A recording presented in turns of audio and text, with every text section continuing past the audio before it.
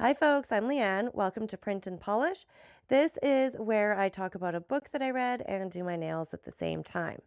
I'm just learning how to do nail art, so they might turn out, they might not. Let's get started. The Midnight Library was written by Matt Haig and published in January of 2020 as a hardcover and September 2020 as a paperback. The paperback is 304 pages, and this is where I'm going to stop and give a trigger warning. This book deals with depression and unaliving yourself. The story follows Nora Seed. She's a pretty typical person. She works, doesn't really have a major social life. She's just kind of existing while passing up every opportunity for what most people consider success. She'd rather be invisible. A number of things happen in the same day. She gets fired, her pet dies. She's just generally miserable and ends up deciding that life isn't quite for her anymore.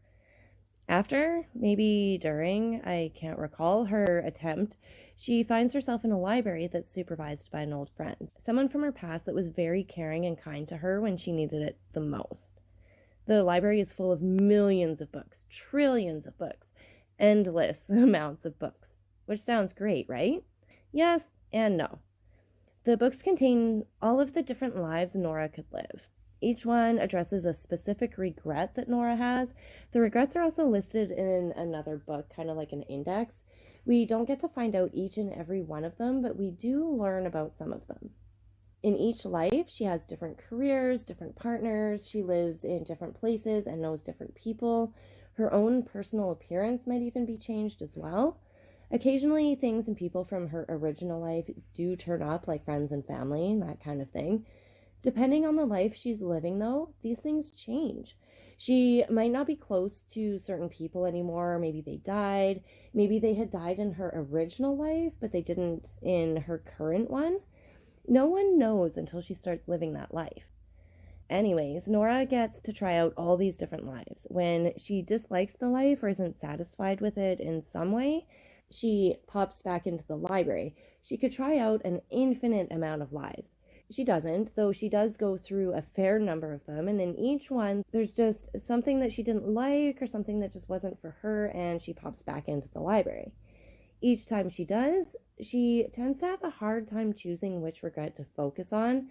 Her old friend helps and guides her quite a bit, tries to help her figure out what she's looking for, which regret could be changed.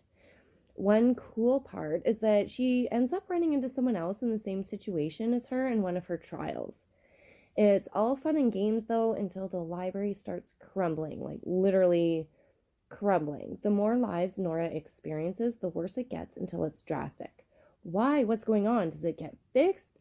Well, I'm not going to say, it would ruin the whole thing. The thing with this book is that everyone has regrets. Absolutely everyone. We all have something that we wish we had done differently, and that alone makes it relatable. This story kind of loosely reminded me of this movie from years ago called Sliding Doors. I think it had Gwyneth Paltrow in it, and it follows her through two different versions of her life. I really liked that movie, but I like this book more, and I'm probably going to put it on my reread list. A huge reason for this is that I found the ending to be perfect. Utterly and completely perfect.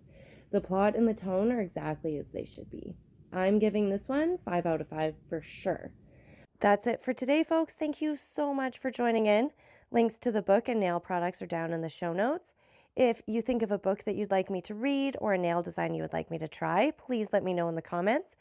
If you'd like something a little bit different, check out my other playlists where I read classic books like The Count of Monte Cristo.